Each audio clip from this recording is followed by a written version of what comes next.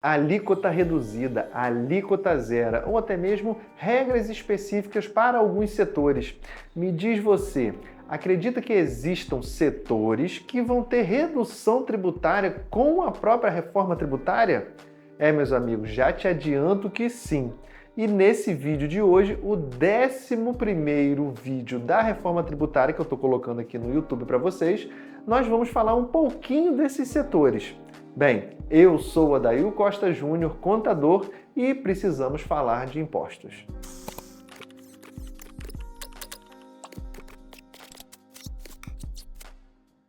No vídeo passado, falamos de alguns benefícios que serão mantidos com a reforma tributária. Falamos da Zona Franca de Manaus ou até mesmo algumas questões da Sudam e da Sudene. Bem, esses incentivos são regionais. Agora, hoje, no 11º vídeo, estaremos falando de quê? De incentivos por setor.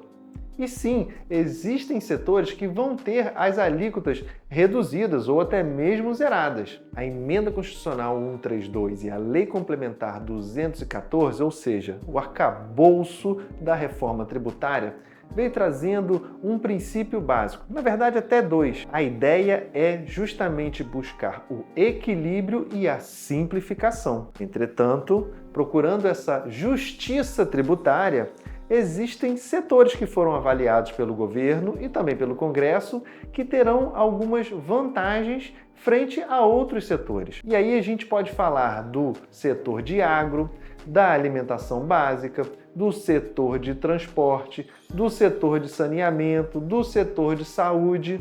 Afinal de contas, a avaliação é que esses setores são sensíveis para a sociedade e para a própria economia do país. Com isso, eles mereciam uma redução da própria carga tributária. Dentro de todo esse arcabouço, a regra geral para o IBS e CBS, ou seja, os impostos novos da reforma tributária, era a gente ter uma regra geral que todos pudessem compreender e que fosse comum a todos os setores. No entanto, esses setores que eu acabei de comentar, eles vão ter uma redução na alíquota. E ela vai valer não só para a região ou para uma determinada operação. Ela vai valer em todo o território nacional, dentro desse próprio setor. E aí eu te digo, alguns setores vão pagar alíquota reduzida e outras alíquota até mesmo zero. E eu vou te dar alguns exemplos aqui. O setor de educação é um setor que terá uma alíquota reduzida. Ela terá uma redução de 60%, ou seja, você vai ter uma alíquota base e esta alíquota base vai ter uma redução de 60% nela, restando apenas 40% da alíquota. O mesmo vai acontecer com o setor de saúde, que terá o mesmo perfil de redução, de 60%. Agora, o setor de transporte coletivo urbano metropolitano, o agro, os alimentos básicos, eles terão uma redução ainda maior. Vão ter a alíquota reduzida a zero. Ainda teremos o setor de cultura e eventos, com reduções de 40%, medicamentos essenciais e dispositivos médicos, com redução de 60%, e em alguns casos, como uma lista do próprio Ministério da Saúde, podem ser reduzidos até a 0%, bem como também outro exemplo, habitação popular, com regime específico e redução para eles.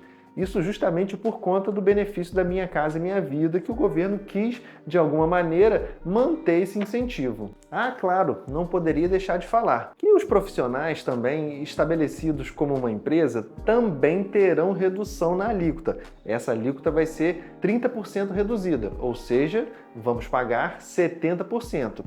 Isso vale para, por exemplo, advogados, contadores, arquitetos, médicos, com essa redução de 30%, restando 70% da alíquota para o pagamento. Agora vamos exercitar alguns exemplos. Vamos imaginar aqui a escola da Dona Maria. Hoje ela paga PIS e COFINS, além do próprio ISS. Com a reforma tributária, ela vai pagar o IBS e a CBS. Entretanto, por ser uma atividade de educação, ela terá uma redução na alíquota de 60%, ou seja, pagará 40% da alíquota. O mesmo vai acontecer, por exemplo, com uma clínica.